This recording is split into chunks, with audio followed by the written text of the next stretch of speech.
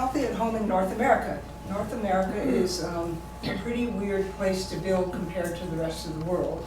And we have unique challenges and opportunities, and that's what I wanted to address tonight.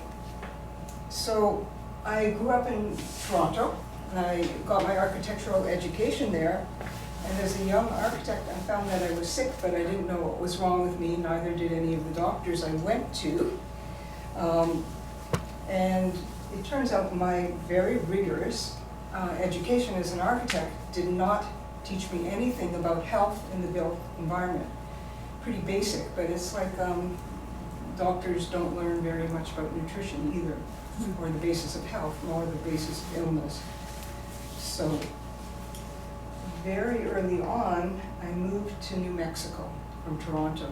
And I didn't know it then, but what I learned in New Mexico, kind of on a visceral level, served me for the next 30 years. So New Mexico is very unique in that it has an unbroken history of earthen building. And this is Taos Pueblo. It's a UNESCO site, and it's been continuously occupied since 1200 AD. Some of the Native Americans say it all goes back much further than that, but it's made entirely of earth. This is a photo my father took about 20 years ago of the Pueblo, and when you go there, it's continuously under construction, being plastered, and the people who live in the Pueblo choose to do so without electricity or running water, as their ancestors did. And then Santa Fe itself is the oldest capital in North America, or at least in the USA. It dates back from 1600. And its core is also built of adobe. That's what the Spaniards brought. And everyone knows and cherishes these buildings. There's several hundred, if not thousands of them, and they're plaqued and very esteemed. And so I was sitting on a very important gold mine, but didn't realize it. I knew that I was one of the few architects in the country, except for a few other architects in Santa Fe, who got to have this visceral experience of what it's like to be in an earthen building. And everyone knows it's very special. In fact, earthen building in New Mexico is jokingly called the construction for the idle rich or the idle poor.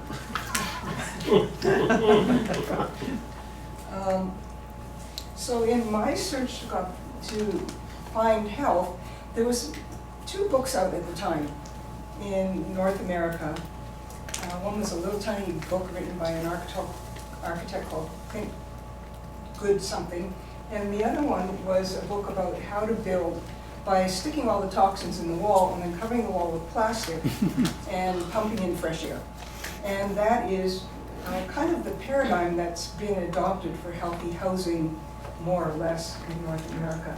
But I stumbled upon something called Building Biology, which is the study of human health in the built environment. And this evolved in Europe in the 60s and 70s when people were getting sick from all of the post-World War construction that was created with all the new chemicals that had been invented during the war, and wartime factories were turned into peacetime rebuilding of the country. And so the original building biologists were multidisciplinary, came from many walks of life. There's famous wood scientists, there's certainly architects, psychologists, health professionals, all trying to get to the bottom of what makes people thrive in the built environment. And so what I've learned in this makes some of our choices in this country actually seem insane in terms of how we build our standard homes. In the European context, they're surrounded by ancient buildings that have been continuously occupied, and these were not the ones that were making people sick. People were getting sick from the new modern stuff. So some examples: in Cornwall, England, this is a 460-year-old cob building. We all know the Pantheon. It was built around 27 BCE, and it was built out of what I would call ecological concrete. So there's no Portland cement. It was natural volcanic rock. They had no rebar, and yet there's a modern picture of it. I would say it's held up. They had an advanced building science that we haven't yet equaled.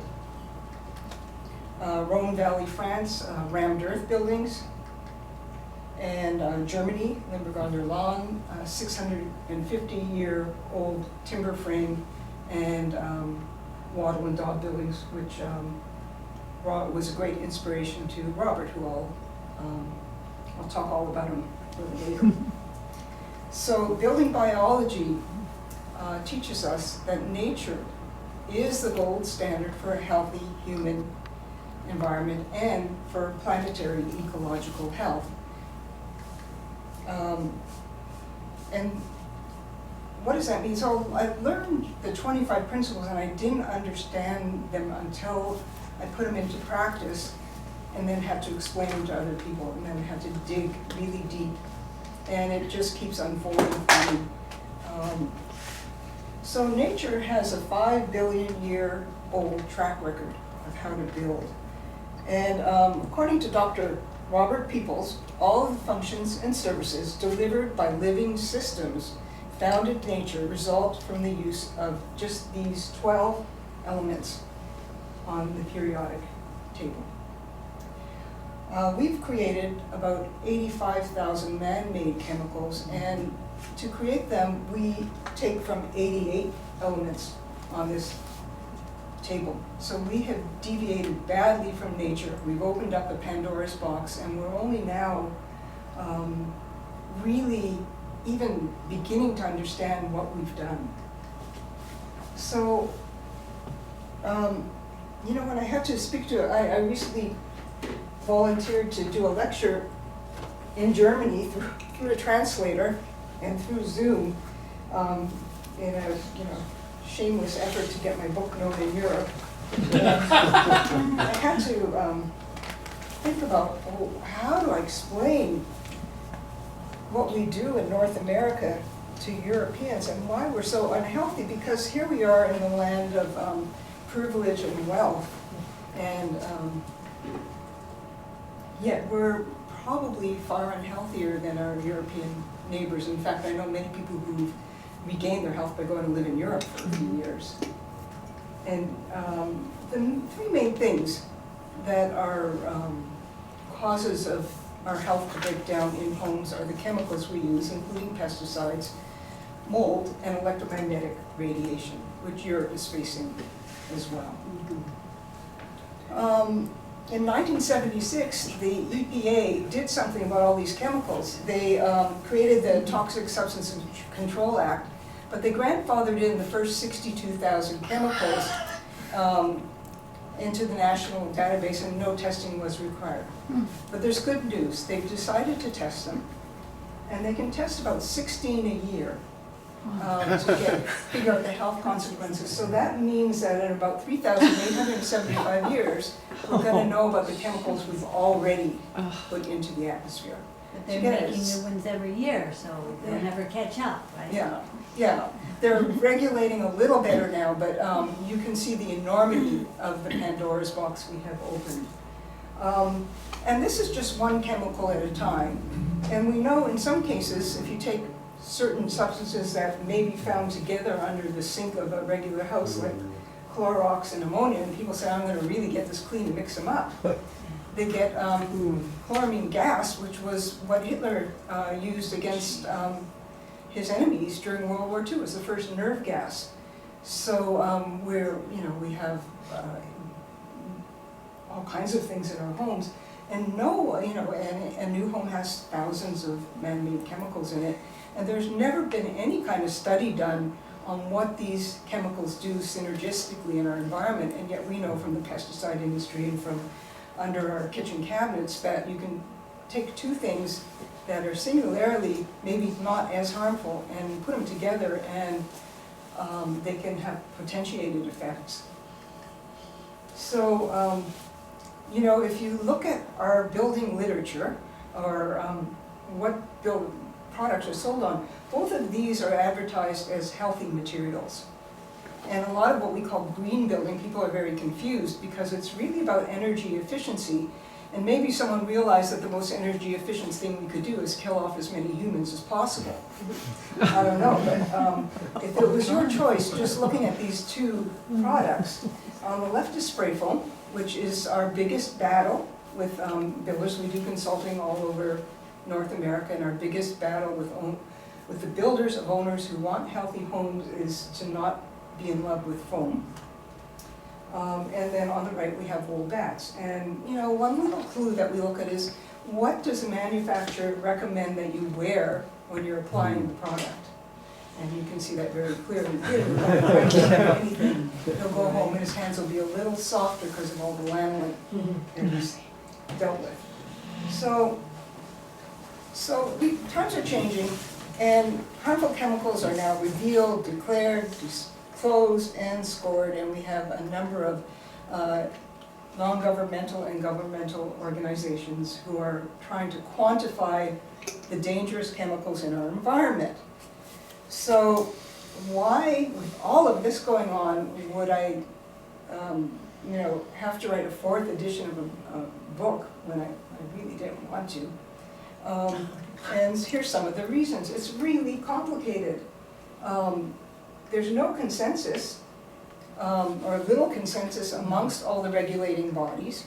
Finding solutions is beyond the know-how of the average homeowner, because an average homeowner doesn't know all the pieces even that go into making a building correctly.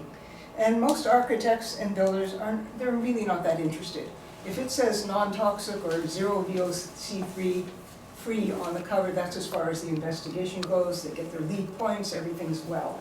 Except people, I've had many people now come to me who bought LEED Gold buildings, and they're sick as a dog from the new building, because there's not a holistic approach. Mold, it used to be 25 years ago, it was people with chemical sensitivities calling. Now, there's so many people who have mold and Lyme together, and they're living in the streets, they cannot find a home without mold that's constructed. And so we're and they're doing remediation and doing what they can. And we get calls several a week from people who just are trying to find some answers about how to build mold-free. And we've had many clients now who are severely sensitive to mold and what we would do about it. So why is it skyrocketing? Well, we build with Purina mold chow, which Joe Stieberg, who's one of the building scientists, calls this was wood. So when you take, wood is fairly mold resistant as a big chunk, but the more you grind it up and glue it together, the more it becomes appetizing. And then when you finally turn it into paper, the ultimate, that's like feeding a baby pablum. Mold just eats it up. And what is standard construction is drywall, which is paper-based board that goes on every surface. So you just mix that and moisture and you get a mold problem pretty easily. And this is why people who are already sensitized can't live in our normal construction. So electromagnetics, several people are here from that community, and we can do a lot and when we wrote our first book, that was all that it was about, was the correct wiring of a new home. But we weren't getting bombarded from the outside. And so now, we find ourselves, because we find a skyrocketing number of people who are sensitive to electromagnetics. And once again, everybody, if you've got your cell phones on, please turn them off, because I know there are several highly sensitive people here, and they're in pain to be here. So you do them a great favor. So this is skyrocketing as well, and our firm usually works with a certified electromagnetic radiation specialist, and we know what to do and what to spec new on the inside of the home. It goes far, far deeper now. We often have to shield. So it's perhaps the fastest growing, completely unregulated health threat, and it's kind of an elephant in the room. All that list I had of agencies looking into health? Not one of them has picked up on this. Not one score system has anything about the safety of electromagnetics. So this is big, and it's not about the house, it's about what's getting into the house. You can shield And some of the mass wall systems help to shield, and metal roofs help to shield. Things have to be grounded, it's complicated, and the only way to know if you're doing it right is to measure. So that's why we're working hand in hand with people who do nothing but that. So the bottom line is, if homes had better labels, health-minded consumers would demand a better product. But the consumer of a home is fairly uninformed. So once I figured out what was wrong with me, because what happened was my doctor got sick. One of her patients told her what was wrong with her. She told me, and we were in the middle of building her house. So there were so many homeless people because they were sick at that time. They heard that there was a doctor and an architect working together to create safe rental units. Of course we weren't, but we kept getting asked the same questions over and over and over again. So we said, well, let's write it down in a book. And that was in 1997. Then we redid it in 2002, 2008. And I told you I was kind of shameless about book sales. But I just want to show you kind of the difference between what we knew then and what we know and what you have to know now. And the idea of this book was to be a practical guide so homeowners could read their parts and builders and architects could read the more technical stuff and know what to ask for and know what to specify and know what materials to use. So when I speak to this German audience, I realized there's several things that they do so much better than us and several opportunities that we have that they don't have. And so I distilled it down to 4 points. The first challenge is we build with light frame construction. So about 70% of the US population lives in single family homes, which is compared to like 30% or something in Europe. And 90% of those are built in this way.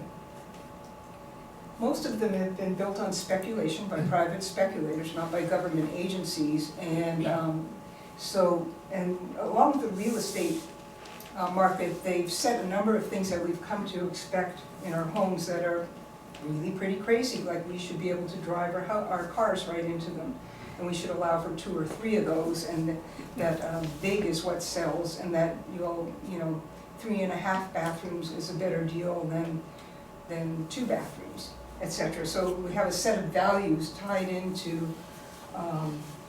the way we construct, and to such a degree that I've even had people who are, we've seen it all as consultants. Someone will submit a 7,000 square foot frame home, and I'll say, well, if you use a different kind of wall system and they're unhealthy, they're sick but rich, this is not the healthiest way to build a wall. Here's some better techniques, and they'll say, we can't afford those. And we don't take on the design of those kinds of projects, and we usually don't end up consulting with those kinds of projects either, but we do, we try to help.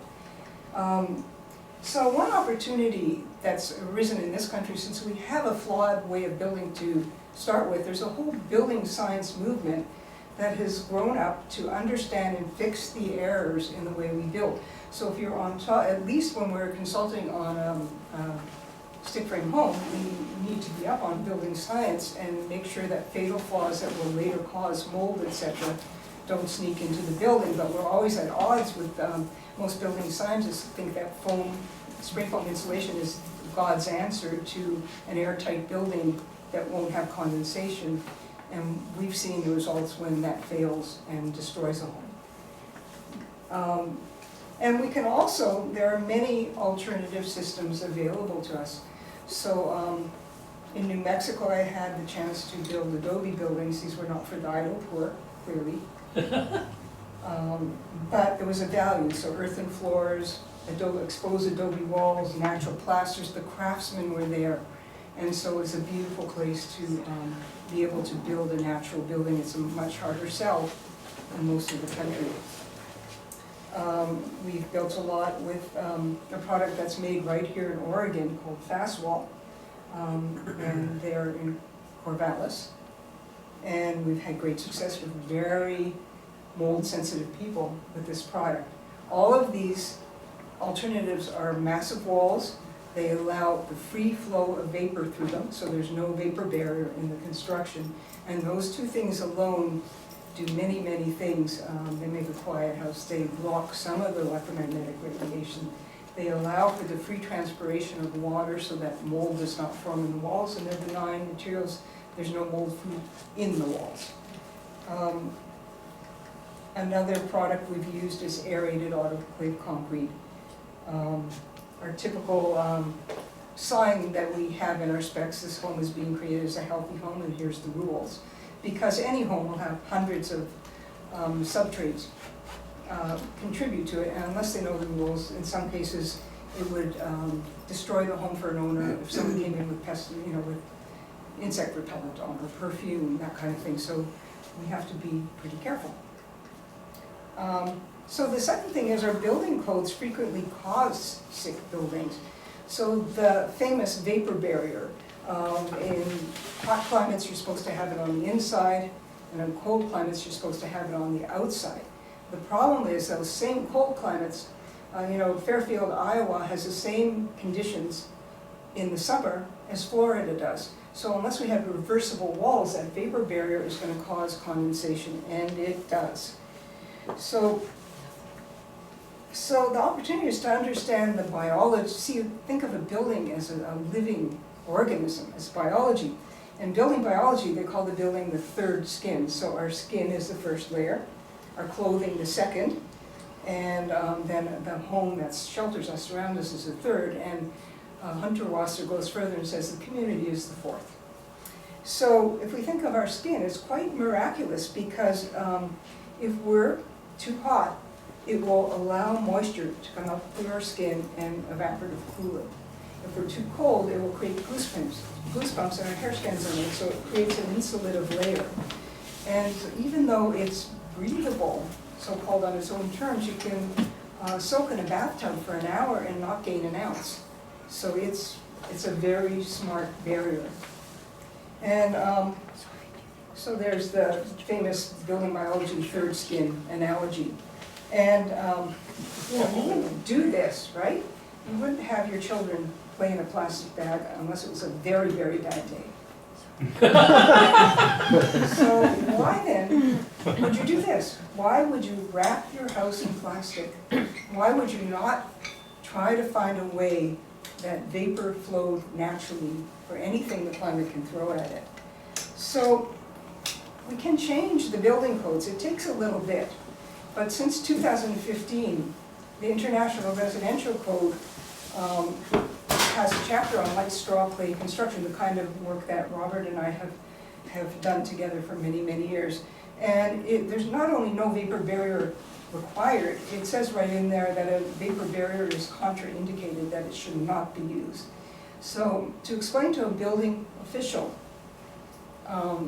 this whole concept of a vapor transparent wall, most of them have never heard of such a thing, don't understand it, and go by this idea of a vapor barrier. And so and codes change very, very slowly, but they're there to protect us, and as we understand more, we can change them. The other thing is we don't understand thermal comfort and health.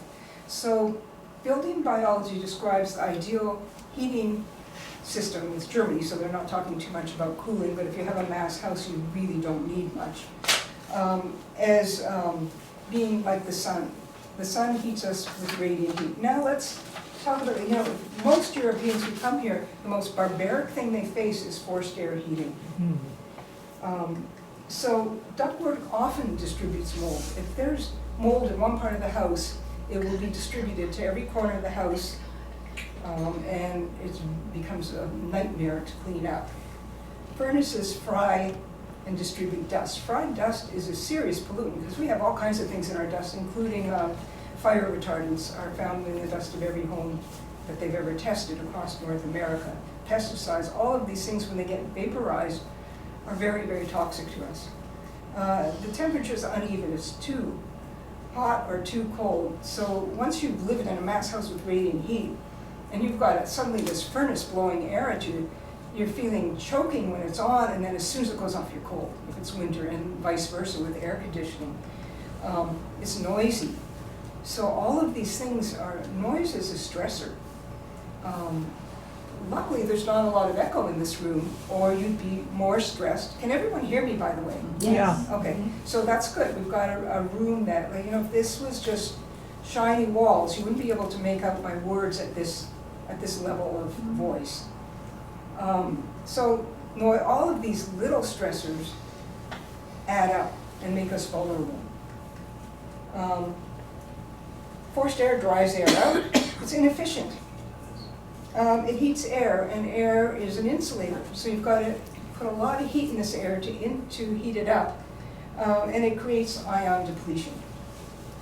And many people have come across information that negative ions and an abundance of ions, which are small, negatively or positively charged molecules.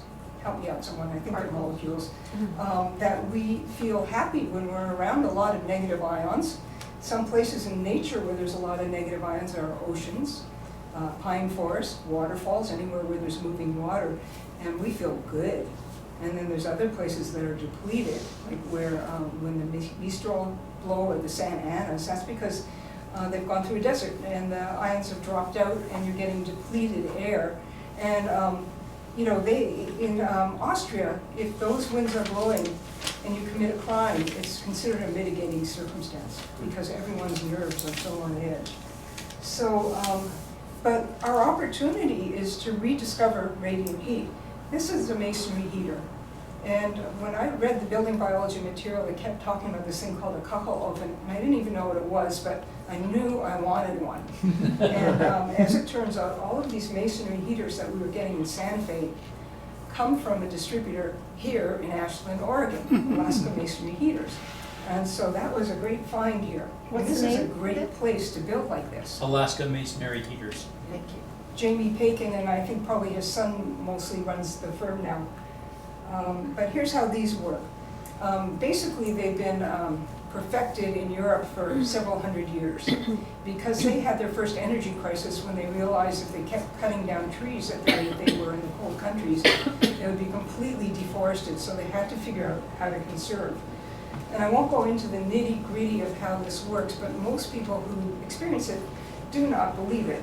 So this was our house in Santa Fe. There's a masonry heater. It weighs 3,000 pounds, and it's surrounded by another couple thousand pounds of adobe, so a lot of mass in the center of the house. And this is, on the left, the wall on the other side of that masonry heater. So Robert would fire it for about 1 hour, 25 pounds of wood in the morning in the winter.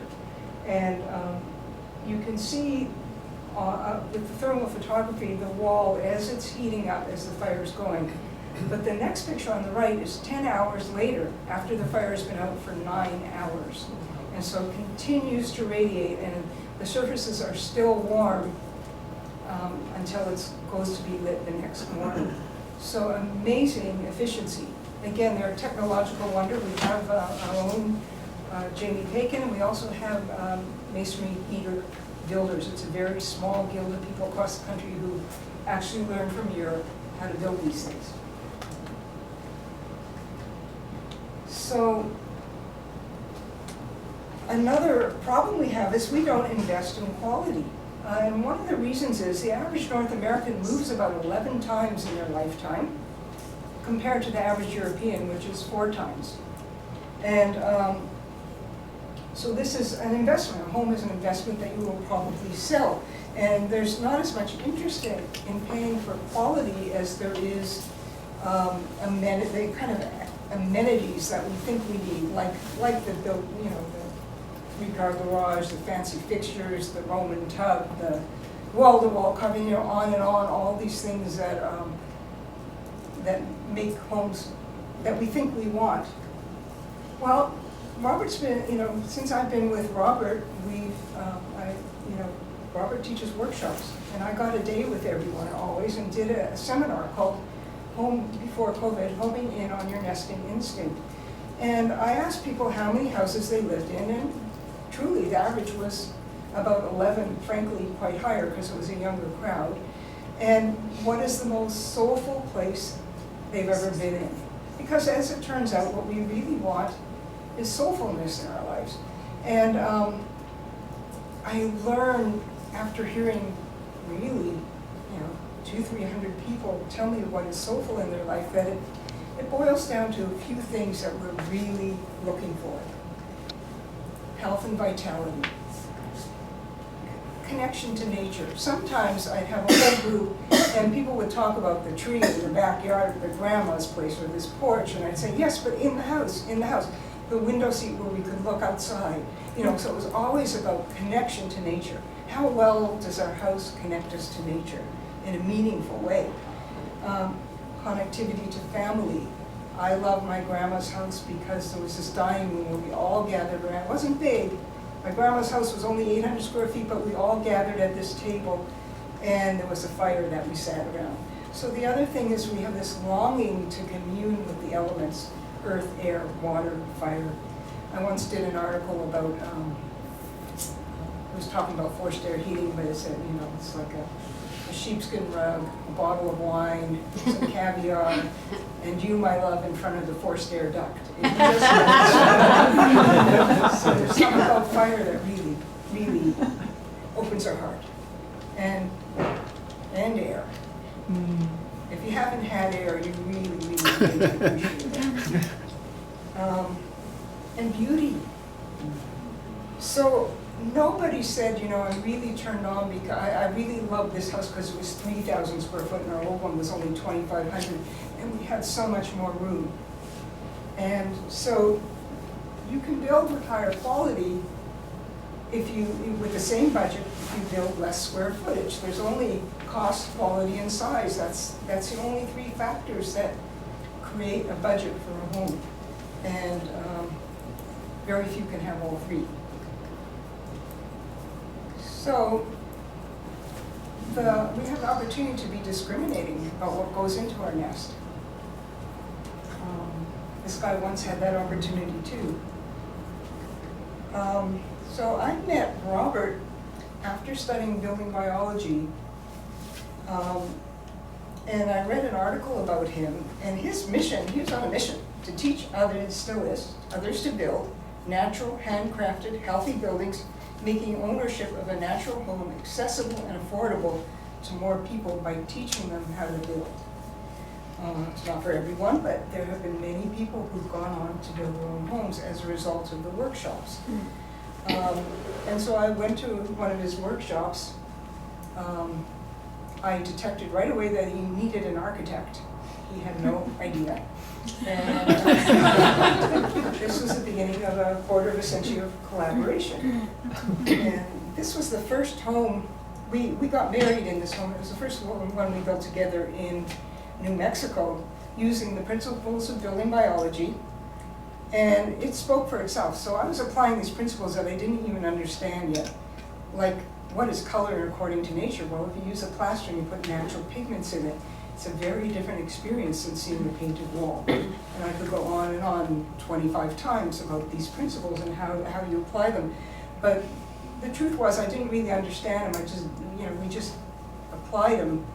But the results were of comfort and well-being in a home built this way was truly amazing to me. And we were proud of our home, and we became a kind of a tourist attraction. Even though there was natural building going on to a certain extent in Santa Fe, it was no longer the norm. Most people were building stick frame, and it was either the very, very wealthy with great big adobes, or everyone else was stick frame. So we were a model of what you could do if you're not wealthy, but you still want quality in your home.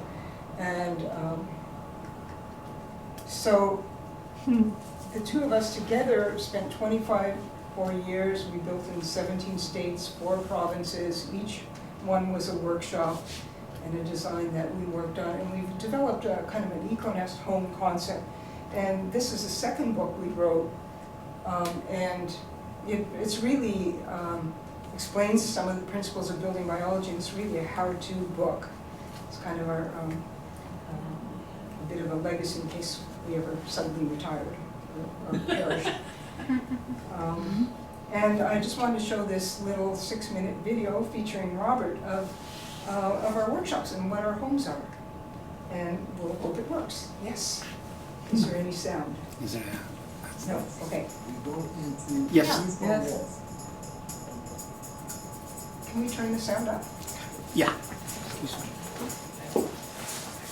We are day 6 of the intensive day 1 of clay straw.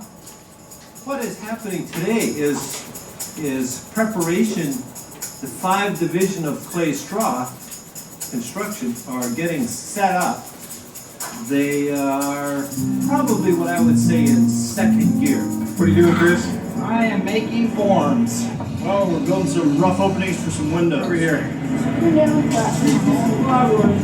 Screwing on the outside slip forms, so that when people put the strength law mix in there, they, it doesn't just fall out. I have some form going up to fill in a couple of gaps there before This we was from Germany, this was from Prince Edward Island. our clay straw mixture. I mean, Very soon Ashland, here, within a few minutes, I think the first batch of straw clay is going to go in the house. Massachusetts. So the timber frame is standing quite beautifully. So we have a solid foundation to build off of now. So we're going to wrap those bones with flesh. So I'm down with the heel. So once, twice. So see a lot, much less clay. So where do you put chocolate? And then get into this clay straw, and it's, wow, I want to build something.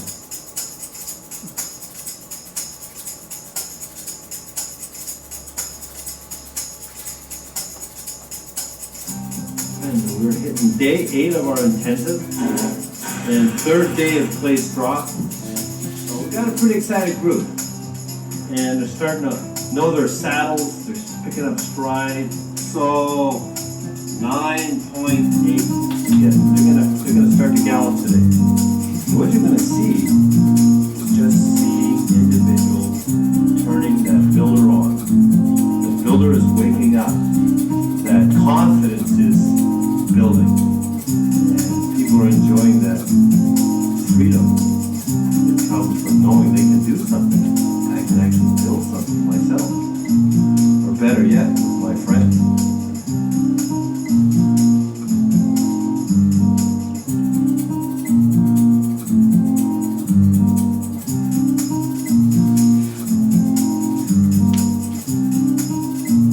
That's the goal right there. I mean, look at that. Look at that wall. Look at that wall. First time these people have done this technique.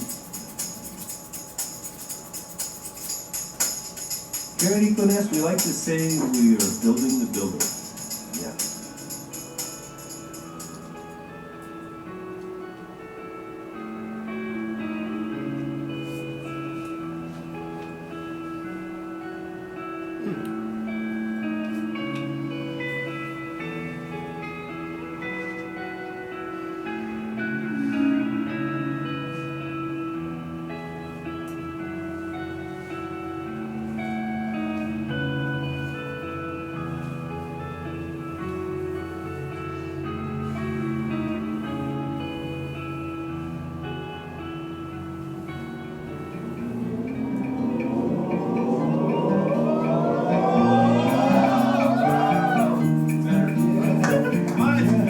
This is the EcoNest Intensive. We do timber frame, clay straw walls, natural plasters, and finally the roof. All combined using the principles of building biology.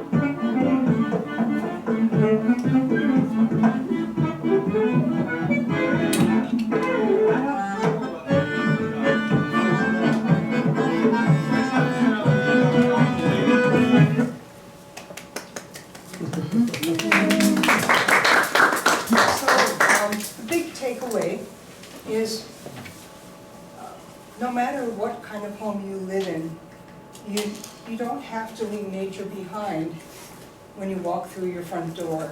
And nature is the gold standard for health. So thanks for listening, and I'm really happy to have any discussion or open up for any questions. Thank you, Paula.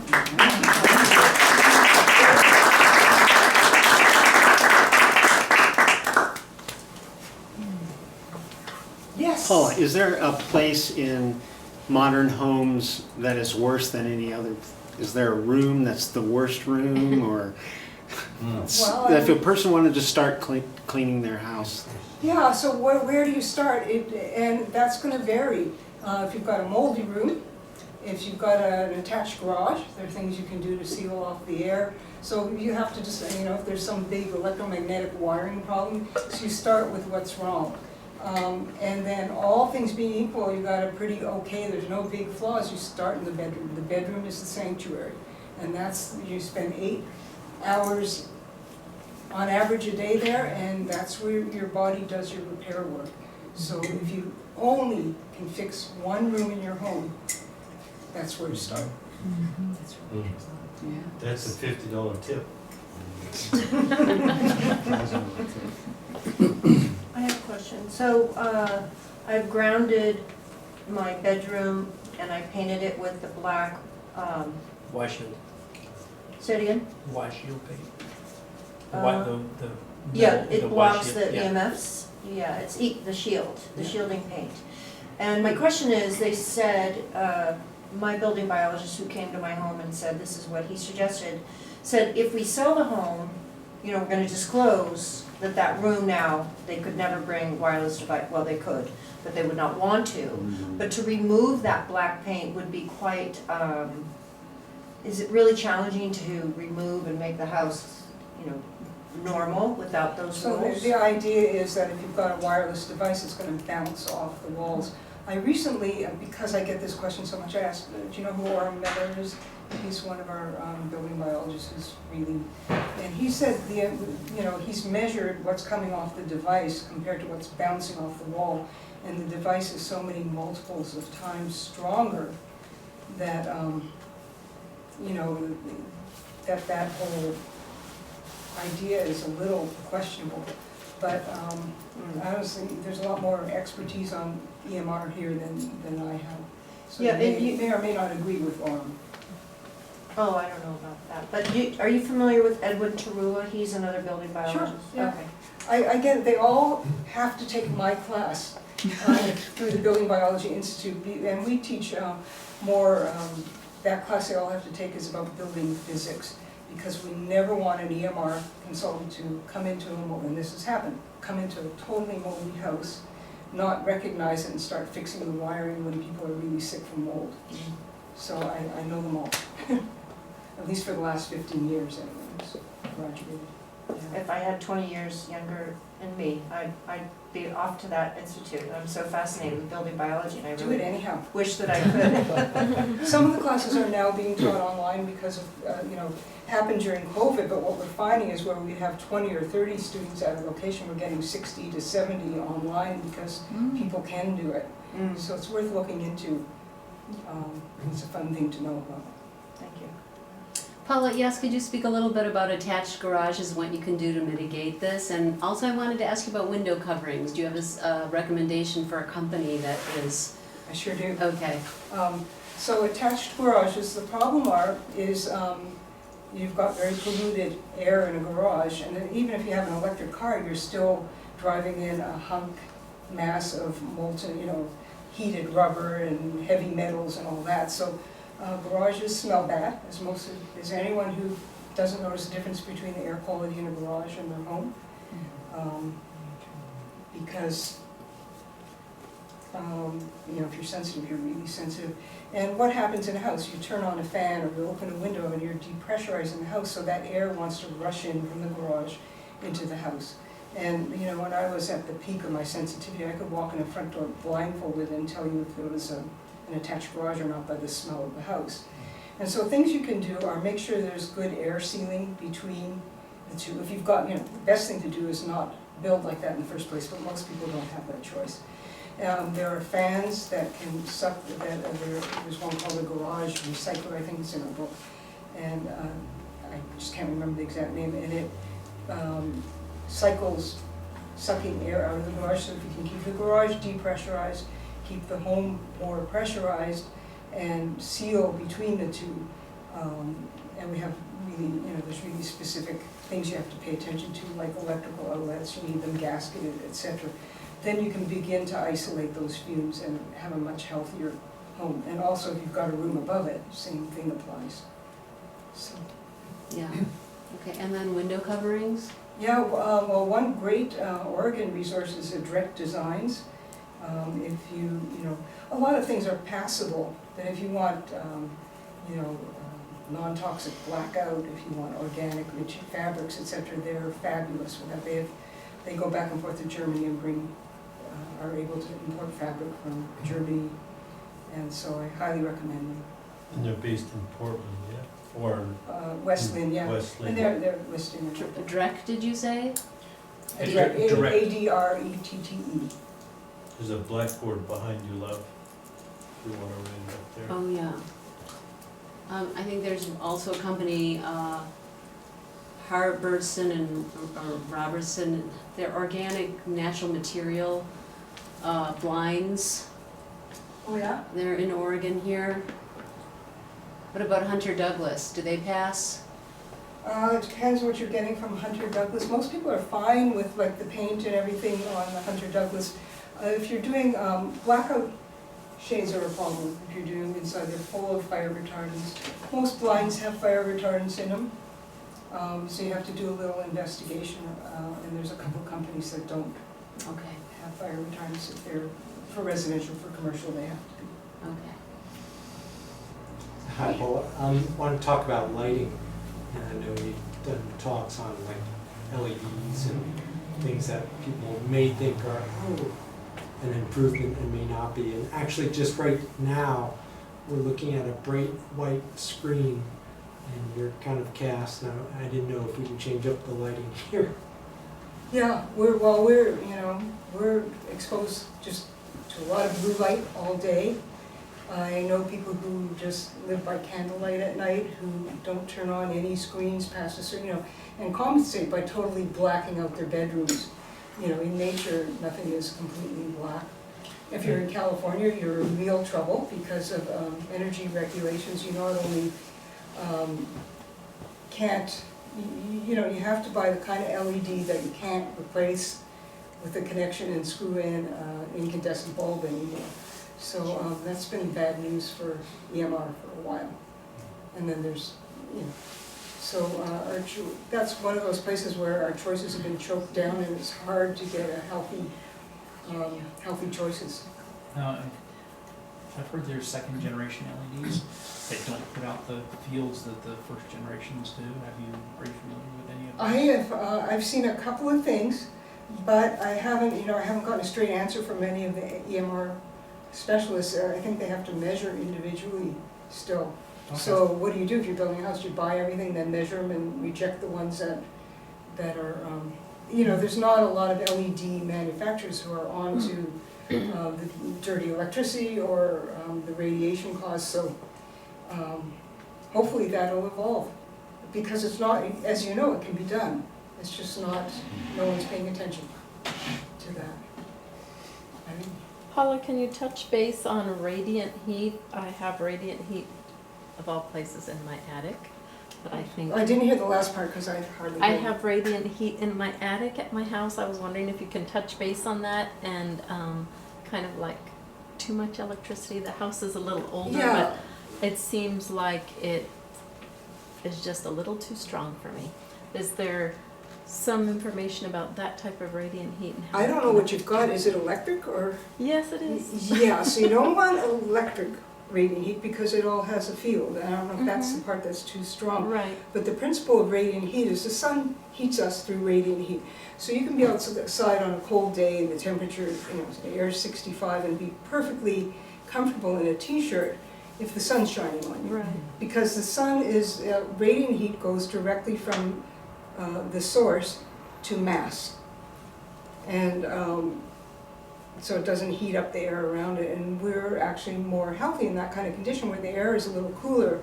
But if you've got mass walls and you have a radiant heat source or sources, you know, the masonry heater is a beautiful example, but also you know, radiant hydronic heating, that means through hot water. Those masses heat up, and there's just a level of comfort that is you kind of have to experience it. It's really, and the same thing with cooling. So if you have a lot of mass, you cool all the mass around it, and that in this case it's the heat from your body is going to those walls, which is kind of hard. I didn't get that in architecture school at all, but now that I experience it, I understand it. So yeah, you don't want electric radiant heating, but hot water radiant, or you don't even want like a wood-fired stove or something. I think that's a compromise too, because of the smoke that gets in the air and the byproducts of combustion. But something like a masonry heater that you're just lighting once a day, and that's fully combusting, and there's not, I mean, when you get that thing going, there's not even smoke coming out your chimney. It's just, you see waves in the air. That's how efficient it is. So that's really, it's the heat that you get from wood fire and the visuals and everything, it's the sun's energy stored in that wood. So you're releasing the sun's energy into your house. So that's why it's such a close approximation to the health of heating by sun. Yes? What would you do if you just bought a new house? How would you go about just exploring the house for any type of unhealthy systems? You need basically two kinds of tests, two categories of tests. One that tests air quality, and it's amazing what labs can do now. They will take samples. They can either be dust or air, and you'll come back with a 10-page report that will tell you what chemicals there are in the air and where their likely source is, if there are pesticides, and what the mold rates are. And then the other kind of testing, of course, is electromagnetic radiation. You need someone with specialized instrumentation to do a good job of that, who knows what they're doing. So if you feel fine in your house when all the windows are closed, you probably don't have a big problem. But you will find, in any house, you're going to find some fire retardants, you're going to find some chemicals. Again, if it's not too, if it's not making you ill, there are some standalone air filters that would take care of it, a big area of your house, and I would recommend those. Thank you. Okay, there was a pesticide for termites they were putting in the lumber up until the 90s, I believe. Have you found much of that in the air? I forget the name. It begins with a C. Dursban, maybe. Chlordine. Chlordine, yeah, thank you. Oh, wow, chlorine, bad. I had one client once who was, she was minding her own business. She just finished an ecological mandate for a big multinational corporation and was driving home with her window open, and an Orkin guy turned around and sprayed her. He was spraying trees. And her life, as she knew it, ended. She ended up, they couldn't take her to hospital because of the pesticides in the hospital. Her husband was brilliant. They researched everything. She eventually regained, slowly regained her health. But when they were looking for a home to build, they tested the soil samples outside of every home, and eventually they stopped testing because everything had pesticides in it. If you're, some people are more sensitive to one thing than another, but if you're highly sensitive to pesticides, it's usually the thing that triggered the illness that people remain the most sensitive to. I've been in a house with someone where we were just looking at it, there was no test being taken, and I felt fine, and this person's armpits were swelling up because it was chlordine. Yeah. So it doesn't go away. Pesticides have a long half-life. So yeah, it's out there. What is the half-life of chlordine? I don't know, but I remember reading about it. It's a long time. It's probably far greater than your half-life. So.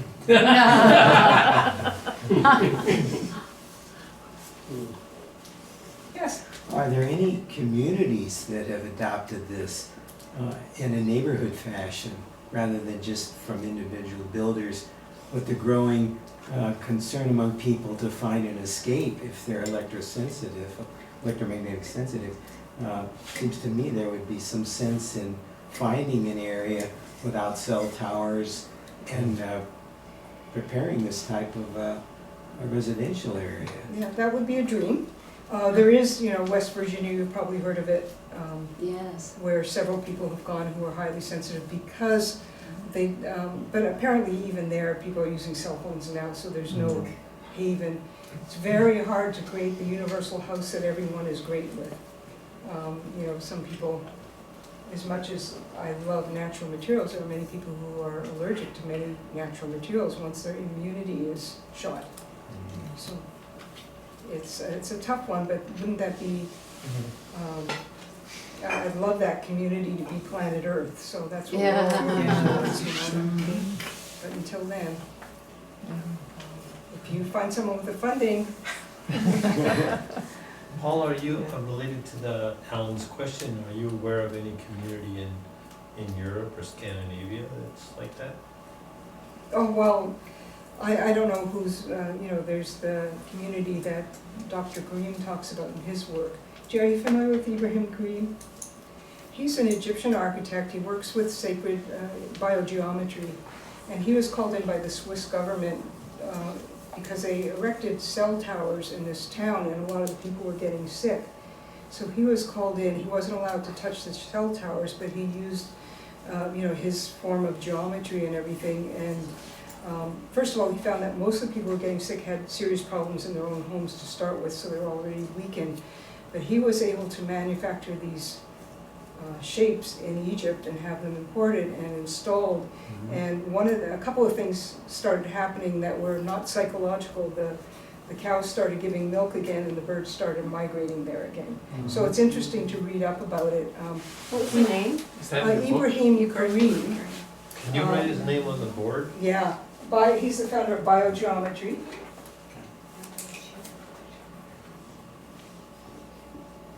Is he in your book?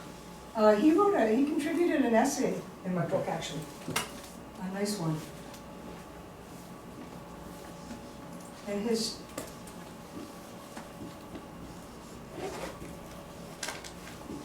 you just have to look up biogeometry.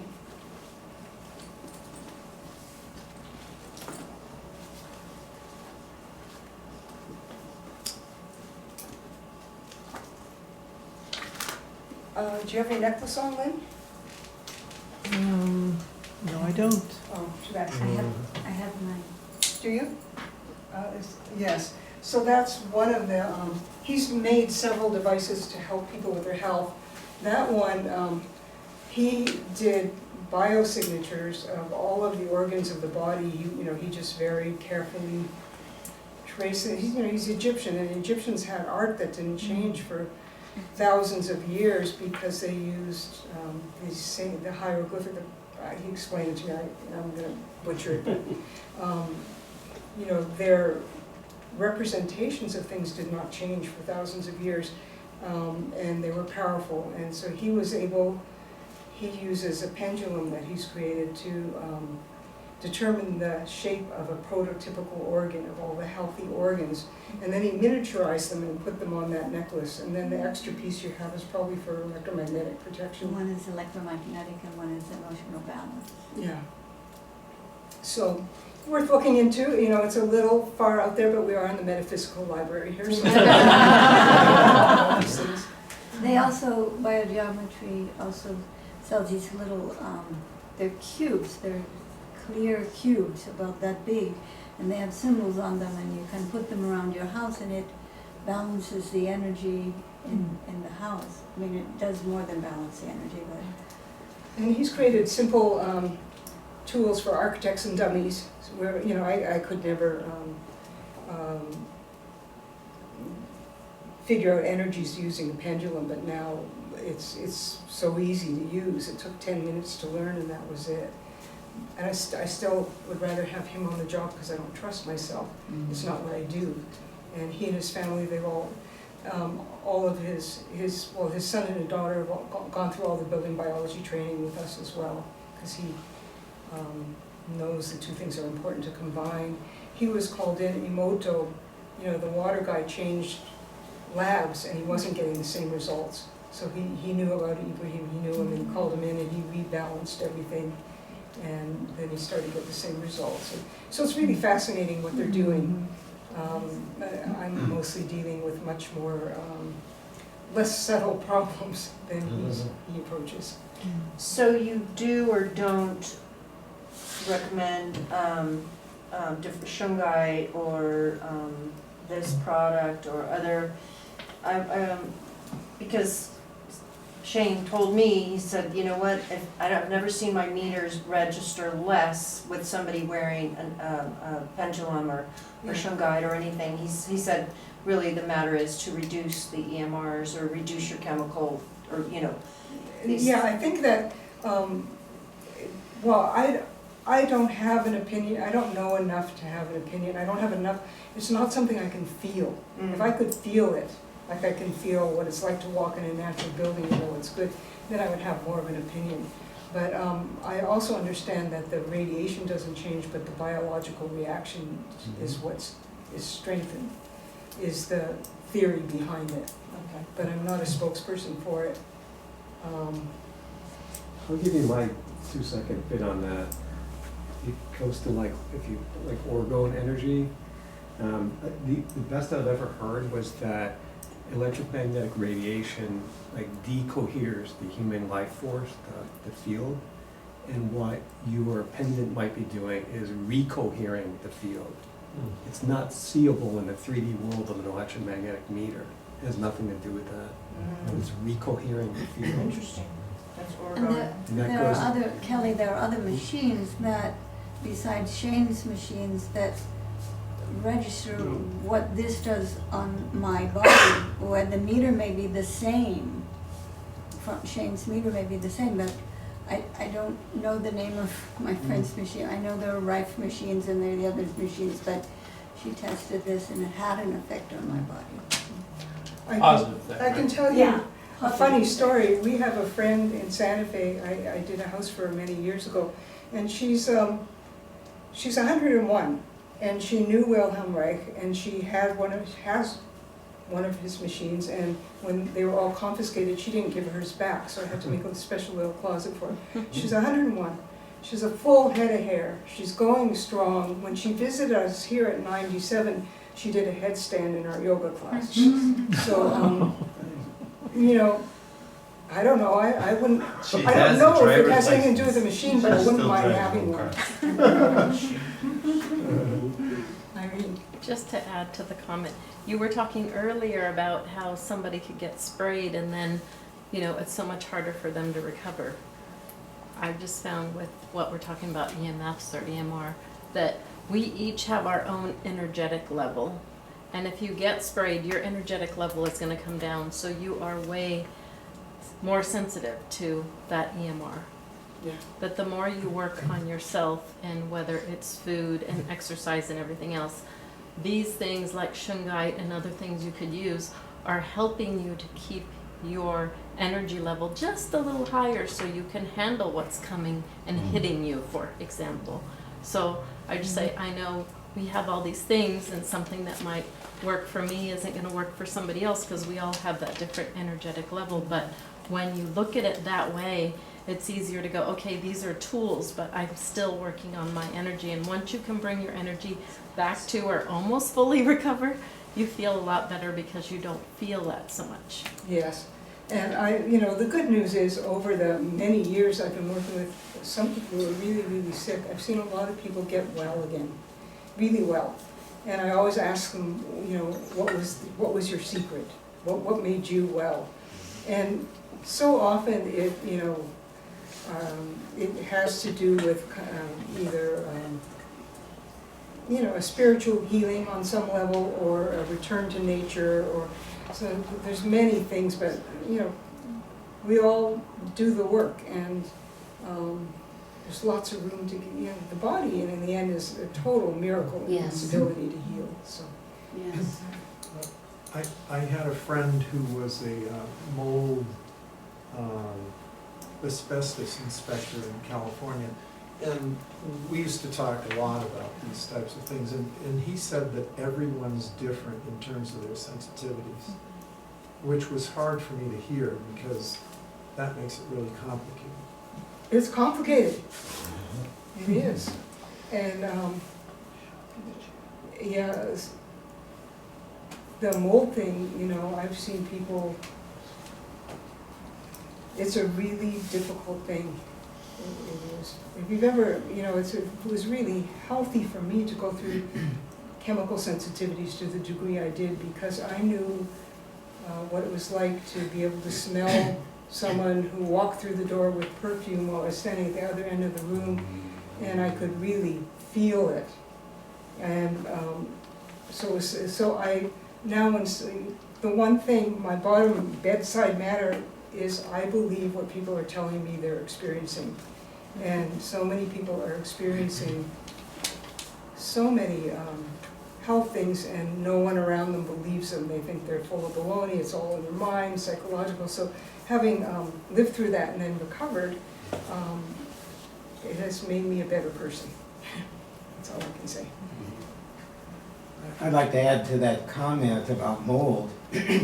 After listening to, a lecture from Sharon Goldberg, Dr. Sharon Goldberg, who has a magnificent testimony to some group of planning commissioners or whatever, she said that she has found in those sensitive to electromagnetic radiation that a urine test shows a typical concentration of mold. There's a urine test, and she found that to be a common association. Yeah, there's, you know, what I'm finding now is, and I don't know if it's a positive thing, but a lot more people have fancy names for their diagnoses. You know, I have this, and this, and that doesn't, it's kind of how Western medicine tends to work. It finds one solution to one problem, and without looking holistically, and so it's really hard. And the mold community is very, very controversial. What, you know, they're all fighting with each other, and what one says the other one doesn't believe, and the other one has another treatment method, and they have different names for different things. So they're just, I'd say they're just beginning to scrape the surface now. But what, you know, there's a lot of people who are suffering a lot more than they were 10 or 20 years ago because of mold. But is that because of they're being hit by electromagnetic radiation at a high level now? Is that, you know, most people say, oh, I've got mold and Lyme, but I think if we tested, most people would have Lyme, you know, the antibodies for Lyme. What do you say? You know, I just think that, you know, as another complicating factor, it's the food supply, and it's the,